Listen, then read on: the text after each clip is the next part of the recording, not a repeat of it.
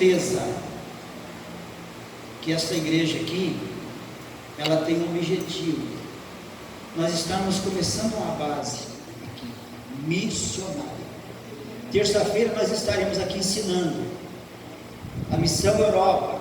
Ela não foi fundada para ser mais uma missão, para ser mais um ministério. Aqui no Brasil, ela foi fundada como Ministério Assembleia de Deus Missão Europa. Já conseguimos nosso CNPJ. O objetivo aqui não é de ter uma grande catedral, de sermos famosos, não, é de criar uma base missionária, de ajuntar aqueles que têm sentimento verdadeiramente de Cristo, sentimento missionário, para fazer alguma coisa, porque Jesus está voltando. Jesus está voltando. Aleluia. Quantas horas aí, pastor Zafar? Não estou conseguindo ver. É 8h20, não é? Eu tenho 40 minutos para isso. Meia hora, não é? Então, meus queridos, vamos abrir a palavra de Deus. Eu vim maio, eu tenho que ir à Itália, tem convenção ali. Eu prefiro ser bem claro com vocês. Eu estou procurando me estabelecer de novo aqui no Brasil. Já coloquei um pastor presidente no meu lugar, pastor Renato, mas eu não posso abandonar a Europa. Tenho que supervisionar o trabalho pelo menos 2 vezes por ano. Mas eu quero terminar meus dias aqui ajudando, incentivando, discipulando, porque eu tenho certeza que Deus me trouxe para a minha cidade de origem com um propósito de novo. Amém. Com um propósito. Glória ao nome de Jesus. Eu tinha preparado uma palavra, mas chegando aqui sabendo que é culto de missões, Deus colocou uma outra palavra no meu coração. Eu tinha colocado uma palavra que ia trazer, ia provocar um avivamento aqui nessa noite. Eu queria falar de um personagem muito valente, muito guerreiro. Eu queria falar dos verdadeiros guerreiros. São aqueles que se manifestam nos tempos mais difíceis. Mas eu vou deixar essa mensagem para uma outra ocasião. Biblicamente nós temos homens e mulheres, como Débora, Jael, Esther, que Deus levantou, e homens que, quando os momentos estavam difíceis, Deus levantou esses guerreiros. Ser guerreiro quando tudo vai bem é muito fácil, mas quando parece tudo perdido não é fácil. Mas Deus tem um povo guerreiro. Deus tem uma igreja marcada, ungida, separada para tempo de guerra. Para tempo de guerra. Mas nós vamos abrir a palavra de Deus na carta de Paulo a Timóteo. 1 Timóteo, capítulo 4, versículo 16.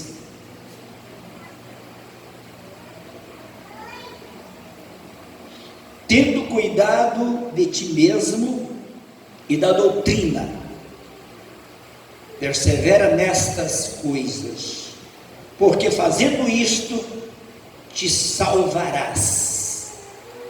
Fazendo isto te salvarás, a ti mesmo, como aos que te ouvem. Podeis assentar. Nós sabemos que na ordem de Jesus para os discípulos ficarem no cenáculo a Jerusalém, a ordem foi: olha, fiquem no cenáculo até que vocês sejam revestidos do poder do Espírito Santo. Ele disse: quando vocês forem revestidos, vocês serão testemunhas, começando em Jerusalém, Judeia, Samaria e até os confins da terra. Aqui Jesus dá ordem para fazer missão em 4 dimensões, mas diz: tudo deve começar em Jerusalém. Missão começa em Jerusalém, mas não é o que eu vou falar. Jerusalém é a nossa cidade, é a nossa casa, é a nossa igreja, é o nosso bairro, nossa rua, é onde tudo começa. Mas Deus colocou no meu coração, sentado ali, para falar sobre salvação em 3 dimensões: salvação pessoal, salvação na família e salvação nas nações ou em uma nação. Aqui Paulo está dizendo a Timóteo, ele está dizendo assim: olha, Timóteo era obreiro. Paulo não estava falando para um crente comum, ele estava falando para um homem que havia uma chamada e que já estava exercitando a sua chamada, para um jovem obreiro que havia recebido uma imposição de mãos, e nessa imposição de mãos ele havia recebido uma unção. Ele havia recebido dons de Deus. Quem lê a Bíblia sabe disso. Ele tinha recebido uma unção através de uma imposição de mãos, ao mesmo tempo uma missão ele deveria fazer. E Paulo está dizendo a este jovem obreiro, no versículo 15 ele está dizendo: medita estas coisas, ocupa-te nelas. E aqui ele está dizendo no 16: tenha cuidado de ti mesmo e da doutrina, do ensino, persevera nestas coisas, na doutrina, no ensino, porque você fazendo isto, você te salvará. Te salvará. Salvação pessoal. A primeira coisa que nós precisamos nos preocupar é com a nossa salvação pessoal. Você não pode fazer missão sem ter certeza da tua salvação. Você não pode fazer missão sem ter convicção que você é um filho de Deus, que teu nome está no livro da vida e que você tem uma aliança com Deus.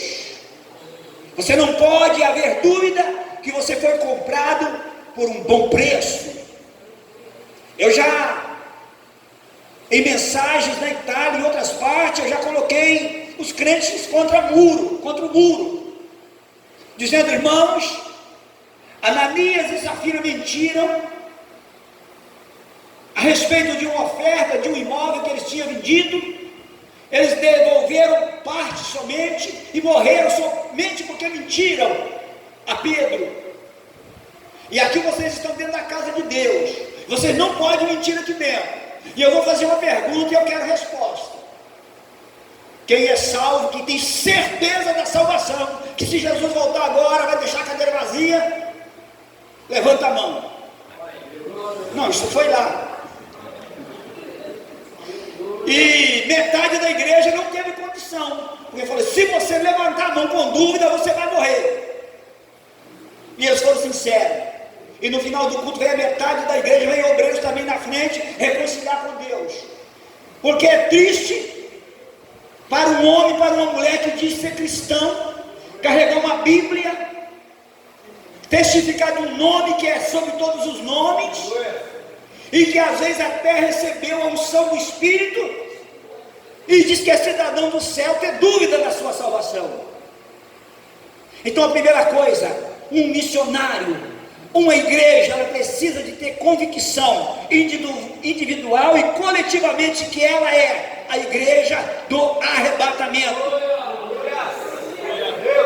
Talvez você vai dizer: mas existem dias, existem momentos que as dúvidas chegam. Concordo, mas nós temos que repreender estas dúvidas, esta vozinha que aparece no teu ouvido. Falamos aqui do homem que começou a fazer a base missionária, que preparou o caminho missionário, que pregou a primeira mensagem missionária. Quem foi? João Batista. João Batista, que a mensagem dele era simples: arrependei-vos, porque a vós é chegado o reino do céu. O machado está na raiz das árvores, ou da árvore. Este homem apresenta depois o Cordeiro de Deus que tira o pecado do mundo. Ele disse: olha, eu vos batizo com água para arrependimento, mas está vindo alguém aí que é muito mais poderoso do que eu não sou digno de tirar a sua sandália dos seus pés.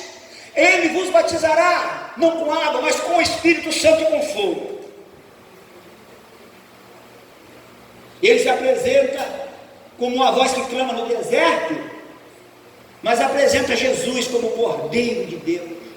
Olha aqui para mim, nós falamos que Jesus salva, que Jesus cura, que Jesus batiza com o Espírito Santo, que Jesus faz maravilha. Esta é a mensagem do cristão aos perdidos.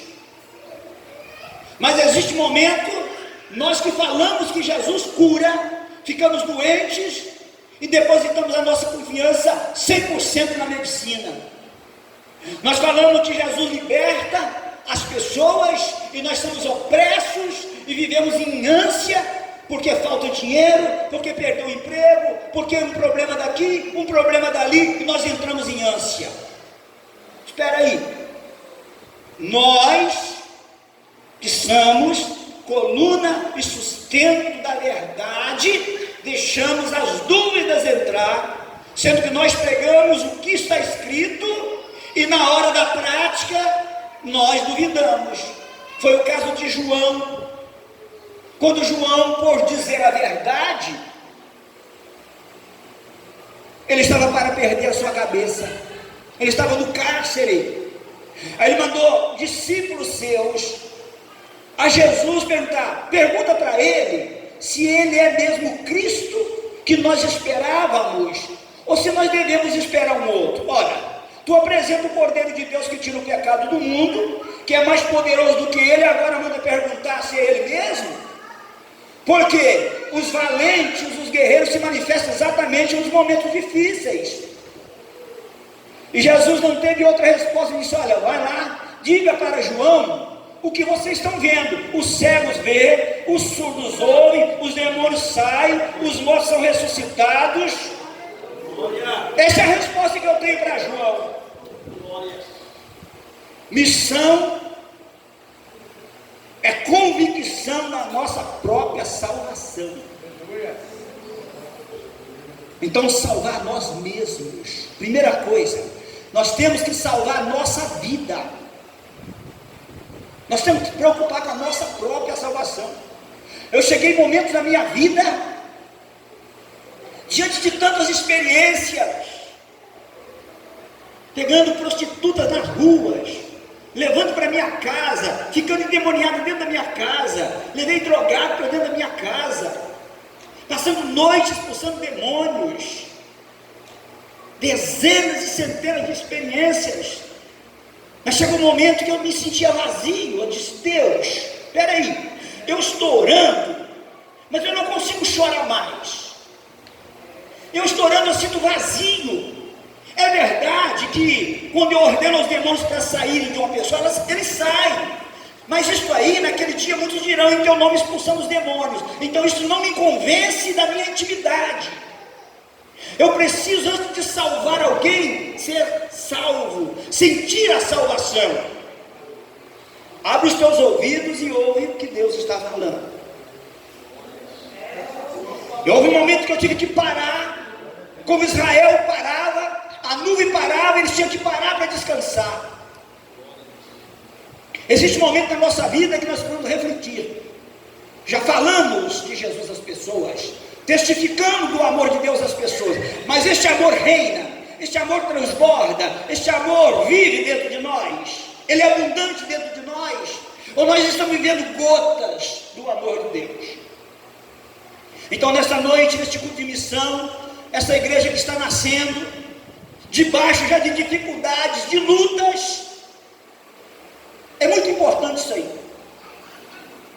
Todas as árvores, quando são pequenas, que elas nascem em uma região que venta muito, elas se aprofundam mais as suas raízes, porque ao balançar, suas raízes vão penetrando.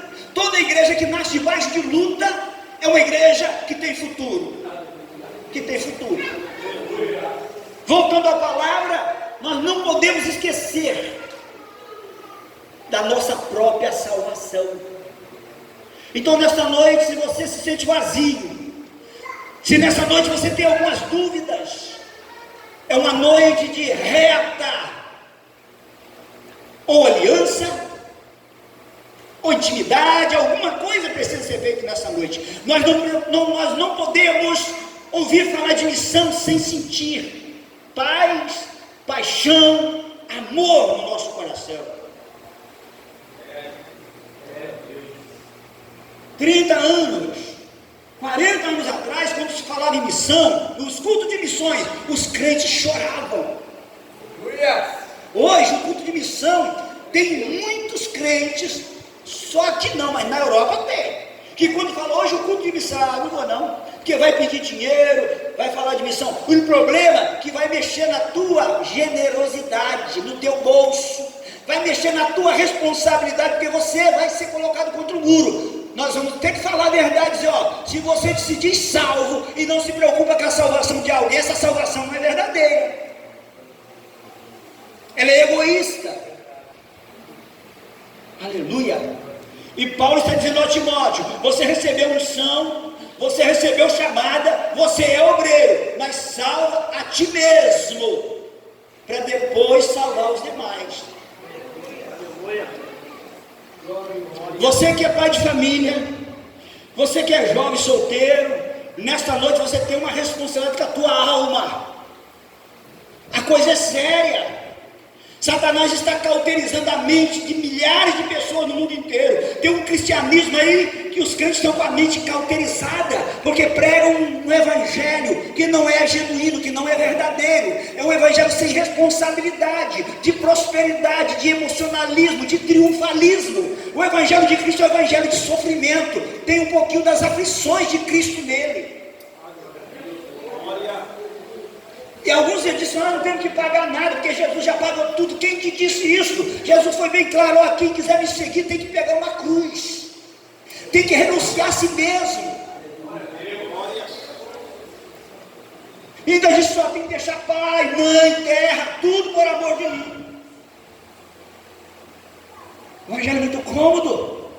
A gente entra no nosso carro, nossa casa com ventilador para refrescar, um ar-condicionado, não seja da farra, e as almas que se virem. Nós temos que ter o nosso ar-condicionado, lógico, o nosso ventilador para refrescar, sim, a nossa casinha bonita, sim, mas o sentimento tem que estar nas almas. Não podemos esquecer que ao nosso redor existem milhares de pessoas empurrando para o despenhadeiro eterno, para o inferno, e a Bíblia diz que o inferno não foi feito para o ser humano.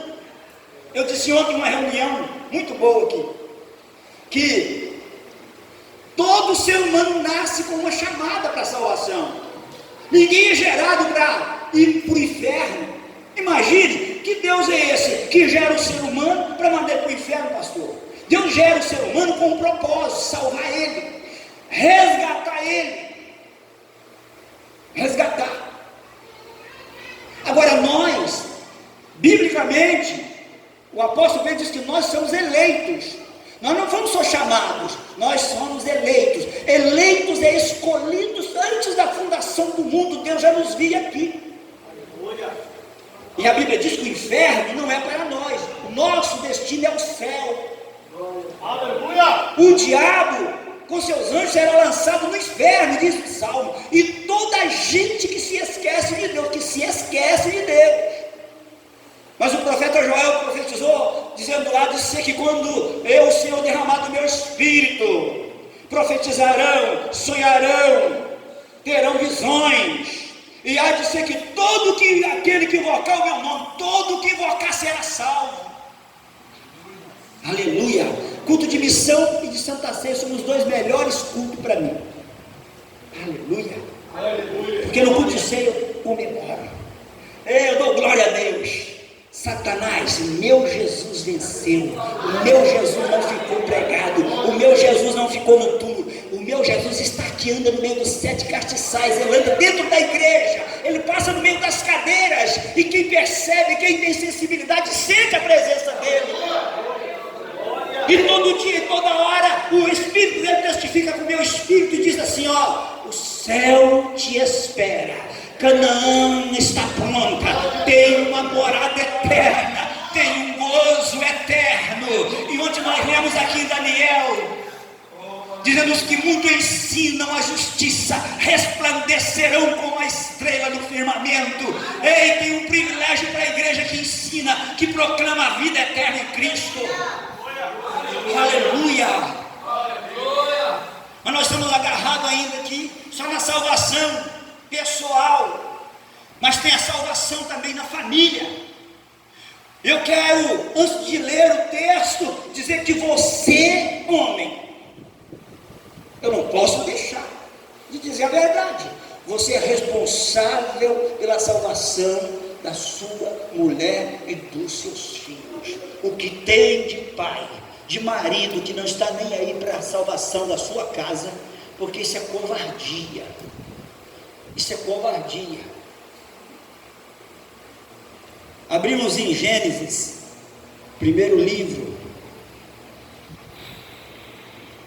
no capítulo 6, todo mundo conhece, a Bíblia diz que os homens começaram a se multiplicar sobre a face da terra, e a Bíblia diz aqui neste capítulo, não vou ler para não perder tempo, que se corromperam, e Deus disse: olha, o meu espírito ele não vai contender com o homem para sempre. Aí Deus determina os anos da vida do homem, 120 anos. E a Bíblia diz que Deus falou no versículo 7: eu vou destruir o homem que eu criei de sobre a face da terra, desde o homem até o animal, não vou deixar nada, até o réptil, até as aves, eu vou destruir tudo, porque eu me arrependo de haver ou de ter feito o homem. Mas aí a Bíblia diz que Deus, com esta intenção de acabar com tudo, pastor Leonardo, vou acabar com toda a criação, e vou começar pela coroa da criação, que é o homem. Eu vou destruir tudo, porque eu me arrependo, tem corrupção, cheira mal diante de mim. Aí Deus começou a olhar, os olhos de Deus discorrem sobre a terra, e aí encontra alguém. Aí a Bíblia diz no versículo: porém Noé achou graças aos olhos de Deus. Versículo 8.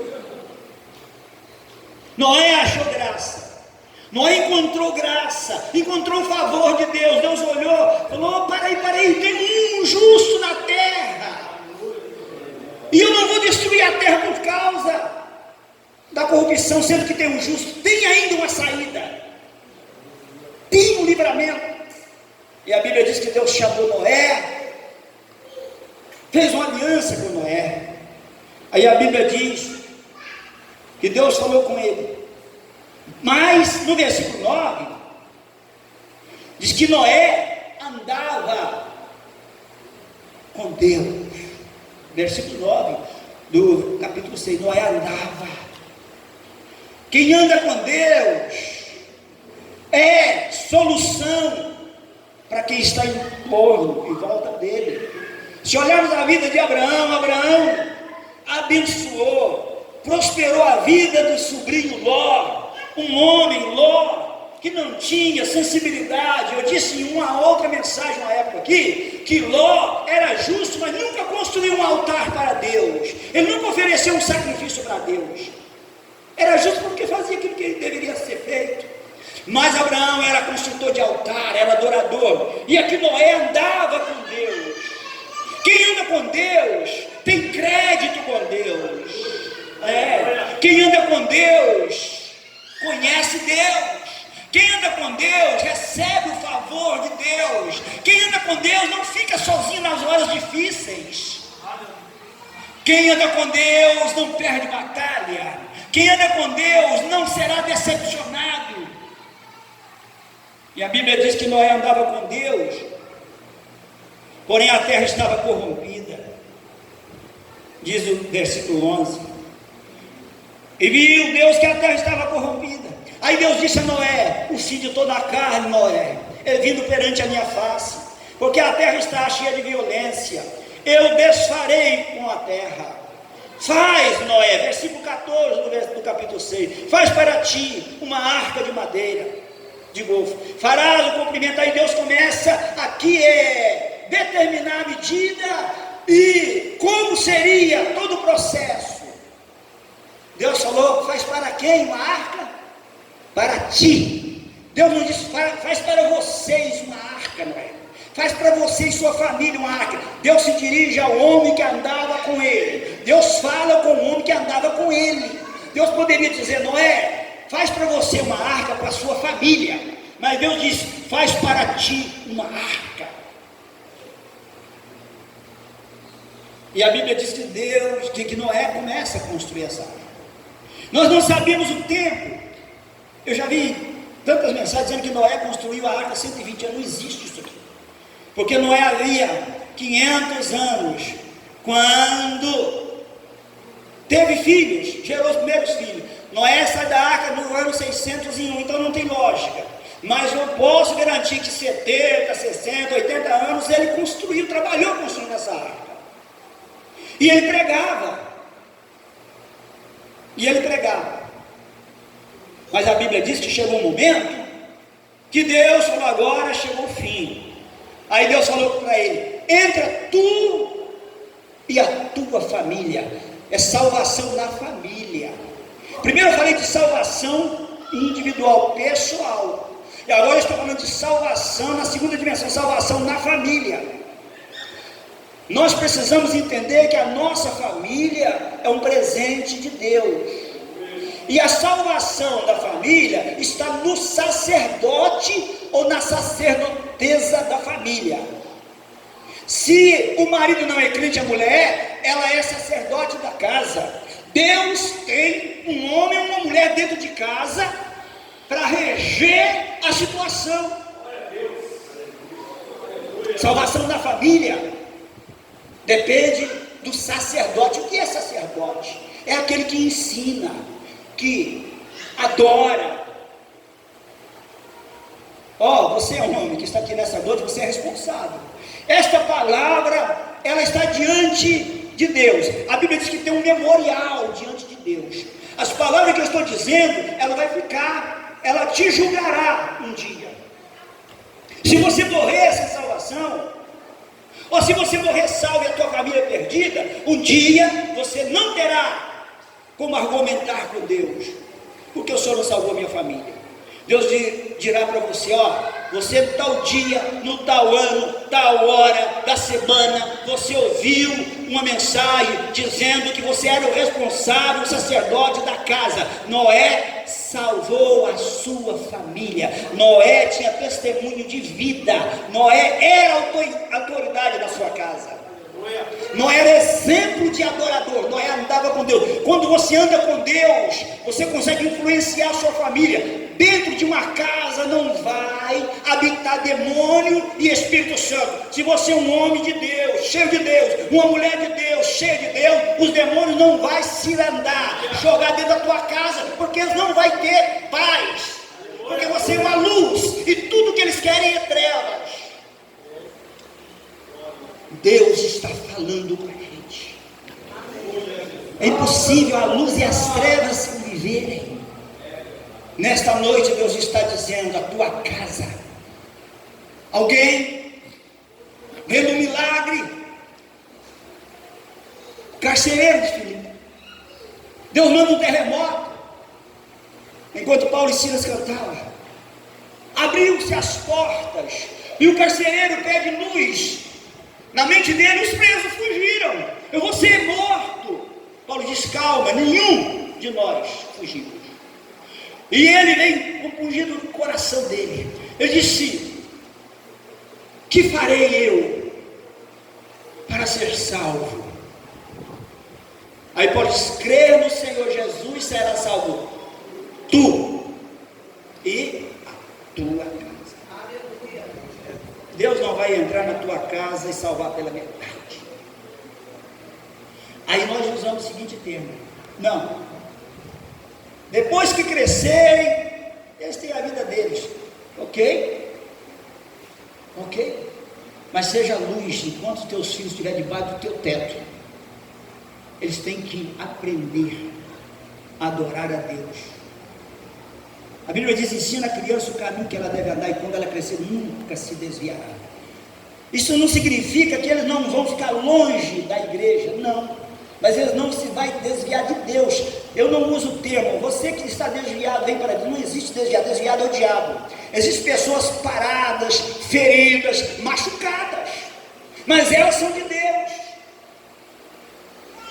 Deus está esperando para padioneiro, pessoas que pegam essas pessoas feridas e tragam para a igreja.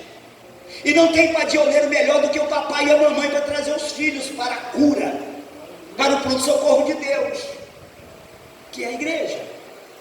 E Noé salvou sua família, pregou anos e anos, ninguém creu, mas a família dele creu nele. Os filhos, tenho certeza que ajudaram a construir a arca, porque se os filhos não crescem, tu tá louco, ô velho, nós vamos trabalhar cortando madeira, encaixando madeira, betumando isso aí, dando murro em ponta de faca. O meu vocabulário era troco de quê? Mas eles disseram: nosso pai anda com Deus. Certamente a esposa disse: olha, o vosso pai, o meu marido anda com Deus, vamos seguir a ele, vamos respeitar, porque Deus está nesse negócio. E quando a arca estava pronta, Deus manda o dilúvio sobre a terra. Salvação na família. Agora vamos salvação em uma nação. Missão em 3 dimensões. Tudo começa na minha vida. Seria um contrassenso eu, com dúvida da minha salvação, sem intimidade com Deus, pedir a Deus para salvar a minha família. Deus vai dizer para mim: você tem que salvar você mesmo. Agora, salvação na família, na nação. Jonas, todos conhecem. A Bíblia diz que Deus chamou Jonas e disse: olha, Jonas, capítulo 1, 2 e 3 conta toda a história, não vamos ler porque o tempo não dá. Vai a Nínive. Segundo a história, era uma cidade gigantesca, aproximadamente 120 mil pessoas. E Deus disse: olha, vai a Nínive, prega, e diga para eles que em 40 dias Nínive será destruída, mas eu quero salvar aquela nação. Vai lá e prega, porque eles vão se arrepender. Diz a história que os ninivitas eram cruéis, tinha um problema com Israel. E Jonas falou para ele próprio: eu não vou para Nínive pregar para inimigos, para quem nos oprime, para os nossos inimigos. Não vou. Eu vou para Tarsis. Comprou uma passagem, pega a direção errada, a história até as crianças conhecem. A Bíblia diz que Deus manda uma tempestade. Eu ainda uso dizer: quem não faz a obra de Deus conforme Deus pede, faz além do que Deus pede. Deus não mandou Jonas pregar para uma tripulação, para marinheiro, para passageiro de navio. Deus mandou ele a Nínive. Causou prejuízo, e teve que pregar. E a pergunta foi: que ocupação é a tua? Que povo é o teu? De onde que tu vens? Ele foi provocado, porque ele não queria dizer. Disse: não, eu sou profeta, eu sou hebreu. Ele teve que se identificar à força. E a Bíblia diz que ele prega, a sorte cai nele, é lançado. Aí ele vai, eu chamo de submarino. Não sei se é baleia, se é um grande peixe. Ele foi no ventre do peixe. Não quer orar em casa, com o ventilador ligado, ou seja, com arzinho condicionado, não quer vir para a igreja orar, aí vai orar lá nas entranhas do peixe. Aí diz: da profundeza do inferno eu clamei o Senhor meu Deus. Aleluia! Obra missionária é coisa séria. Quem não quiser fazer ela como se deve, por amor, por paixão, às vezes, faz lá no leito de hospital.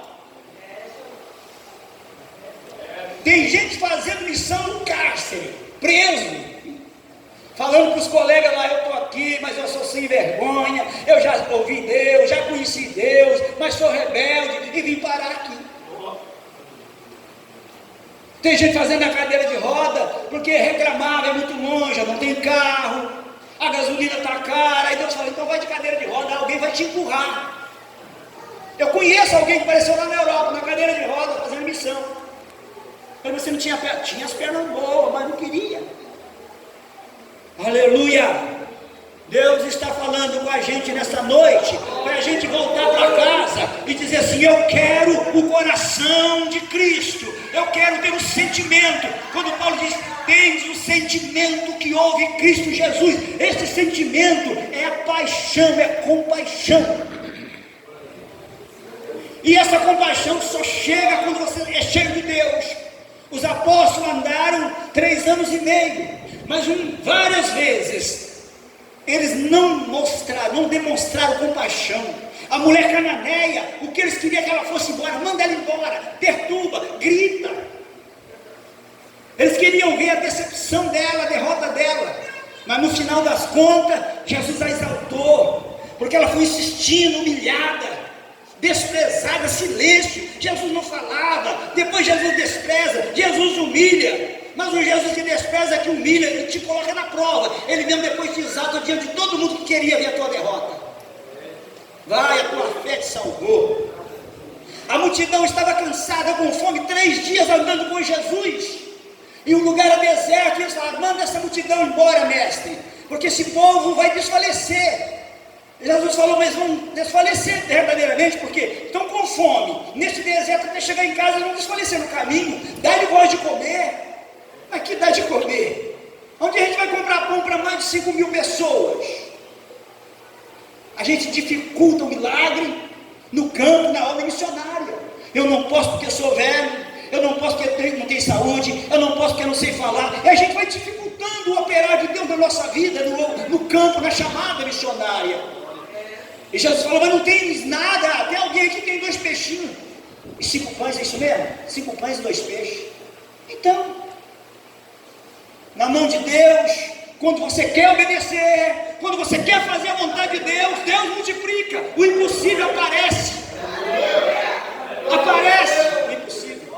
Imagine, sai daqui, não fui mandado por ninguém, pelo contrário, levei tanta cajadada, está indo buscar, na época não era euro, era lira, tinha mais ou menos o mesmo valor do dólar. Está indo em busca de dólar, vai largar a consagração presbitério. Mas eu conheço o Deus que eu sirvo e que fala comigo. Eu falei, Deus está me mandando. Só teve um colega, um pastor na época, um presbítero, falou assim, o primeiro missionário está saindo, tu só vai voltar que é passeio. Já morreu esse pastor. Poucos entendem a chamada, poucos entendem o trabalhar de Deus. E a Bíblia diz que Jonas toma caminho diferente e acaba chegando a Nínive. E lá ele prega. O que Deus fez? Matou todo mundo, salvou. A palavra foi tão simples, eu não consigo entender. Que dificuldade que inventa para fazer uma missionária? Foi lido aqui na ID por todo mundo, pregar o evangelho a toda criatura. Mas o que é pregar o evangelho? É dizer que Jesus salva, Jesus liberta, Jesus batiza e leva para o céu, só isso. A mensagem de Jonas, 3 dias, pastor, ele pregou 3 dias, não precisava uma mensagem para cada dia, não. Ele pregava todo dia, o dia inteiro. Só falava assim, arrependei-vos de Nínive, porque o Senhor destruirá. Arrependei-vos, porque o Senhor destruirá. Falava isso o dia inteiro, o dia inteiro. E a Bíblia diz que até o rei foi tocado. O rei rasgou suas vestes e proclamou um jejum, dizendo, todo mundo 3 dias não vai comer, nem os animais, até animal vai jejuar. E a Bíblia diz que Deus salva Nínive. Aí o missionário fica todo triste lá. Sabia que o Senhor ia salvar essa gente. Um dia eu pedi perdão a Deus, orando, fiquei muito irado. Fiquei muito irado quando perdi tudo que tinha lá, fui traído pelos africanos, esse povo sem vergonha, esse povo sofre porque merece, são mentirosos, porque eles roubam deles mesmo dentro de casa. Aí Deus falou, são tudo almas, povo sofrido. Eu estava igual Jonas, irado, lá eu nunca mais volto. Acaba de pular de novo, daqui a pouco vou lá. Aleluia. E Jonas prega para uma nação inteira se converte. Agora, pedreiro, plantador de alface, de couve, de tomate, que também é irmão que sabe disso, sai daqui sem ser mandado para o ministério, ninguém, diácono da igreja, aí vai para a Itália e faz uma base missionária, evangeliza a Europa. Quantos milagres já aconteceram? África, Índia, 17 dias na Índia visitando aquelas vilagens, distribuindo roupa, comida. Agora estamos parados porque teve um grande problema, porque a Índia é muito perigosa. A Índia, você para entrar não pode falar que é cristão, não pode levar a Bíblia. Mas um povo maravilhoso, povo humilde, milhares de crianças. Nós tínhamos mais de 500 crianças adotadas. Mas aquilo te dá uma felicidade, uma satisfação. Eu disse, Deus, eu sou um homem muito feliz. Vocês querem ouvir uma coisa? Eu sou o homem mais rico da terra. Eu me considero mais feliz e mais rico da terra. Porque eu fiz tudo e muito além do que meu coração desejava. Fecha os teus olhos aí.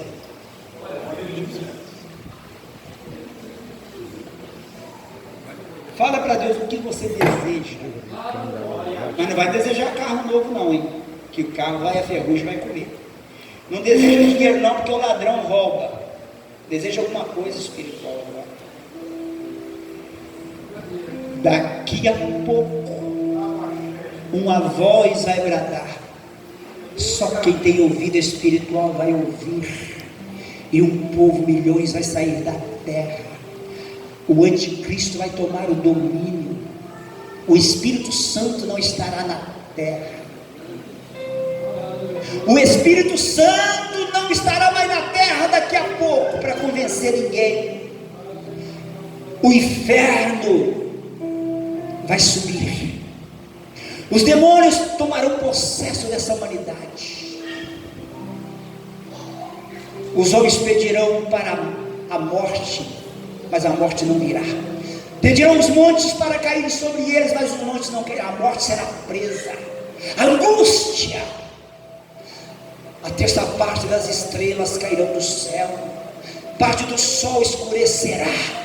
E você que está aqui nesta noite não pode estar aqui neste dia, nesta hora. Tem duas igrejas. Uma que vai e uma que fica. Uma que obedece, a outra que desobedece. Uma que conhece Deus e outra que conhece só por tradição. Se tiver alguém nesta noite parado, presta atenção. Você que ficar aqui vai ter que ter responsabilidade com a outra missão. Você vai ter que falar a seguinte frase: eu conheço Jesus. Eu ouvi falar que ele iria voltar, mas eu não dei crédito. Eu fiquei. A igreja foi e eu fiquei. Você vai ter que anunciar essa triste notícia. 2 minutos de reflexão adorando a Deus. Começa a subir hoje uma responsabilidade de orar pelos missionários. Orar pelos missionários é missão. Dou €1, R$1 é missão. Uma oferta de uma viúva, Jesus falou, ela deu muito mais porque ela deu tudo que ela tinha. Missão é dar o melhor. Missão é não dar resto, é dar tudo que você tem de melhor para Deus. Receba a unção de Deus na tua vida. Esta igreja aqui da Mangueira, pastor José Rafael, ela vai ser uma igreja forte, missionária. Ela não precisa ser uma igreja superlotada de pessoas. Ela precisa de ter um grupo de pessoas que amam as almas perdidas. Existem milhões de crentes perdidos dentro das igrejas. Existem pastores perdidos em cima de púlpito. Nós estamos vivendo um tempo de mercenários, lobos vestidos de ovelha. que mata o rebanho de Deus, mas ainda existe ainda ministros de Deus ainda existem homens e mulheres sérios na direção da igreja do Deus vivo, a igreja que não será nunca vencida, mas sempre vencedora, a igreja que foi prometida pelo próprio Deus que o inferno não prevaleceria contra ela. Eu não conheço todo mundo, ou seja, eu conheço a minoria. Tem alguém que quer reconciliar com Deus? Reconciliar com Deus é voltar a buscar, a se entregar a Deus, a viver os teus dias que te restam para Deus. Se tem alguém, levanta, vem à frente, recebe a oração do justo da igreja. Se tem alguém, não perca a oportunidade. Está vindo uma pessoa. Ouça o que eu vou falar agora. Você está cansado de ouvir?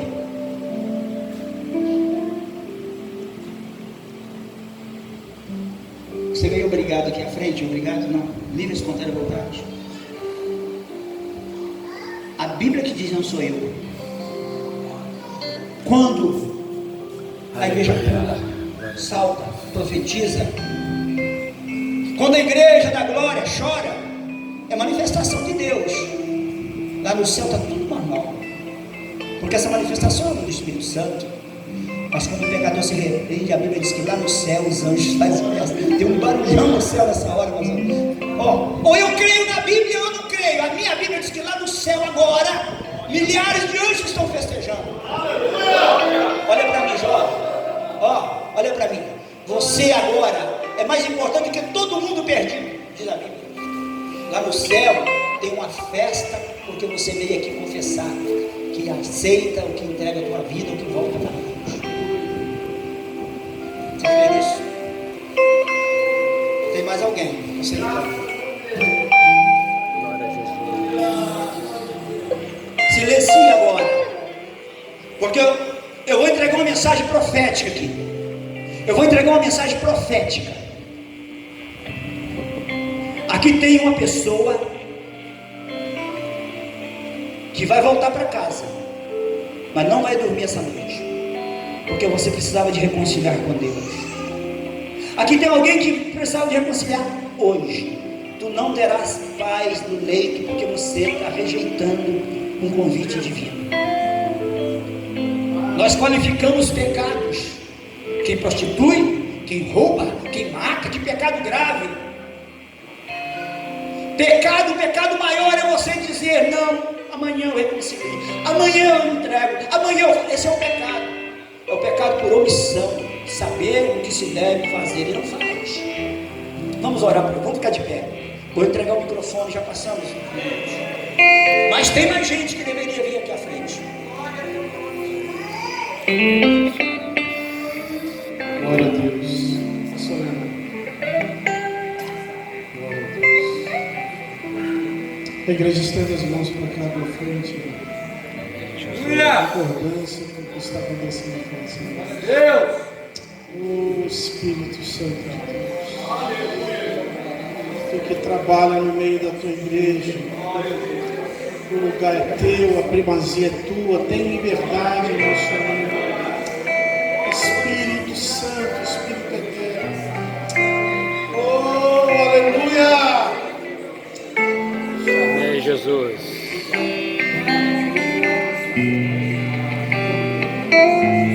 Oh, aleluia!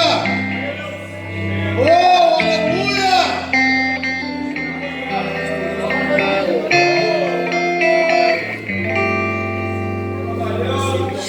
Dá-me, Senhor, e me conhece, adorei, quebranta-me coração, transforme conforme tua palavra, e enche-me até que se ache só a ti. Usa-me, Senhor, usa-me, Senhor.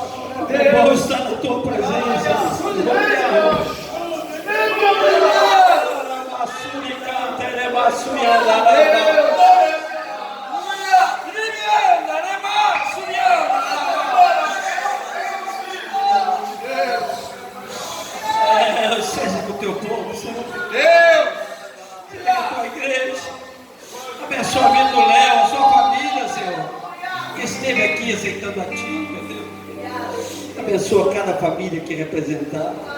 Abençoa os nossos visitantes, meu Deus. Nos dá um retorno maravilhoso para os nossos lares. Nos guarda e nos livra de todo mal. É o que nós te pedimos, em nome de Jesus.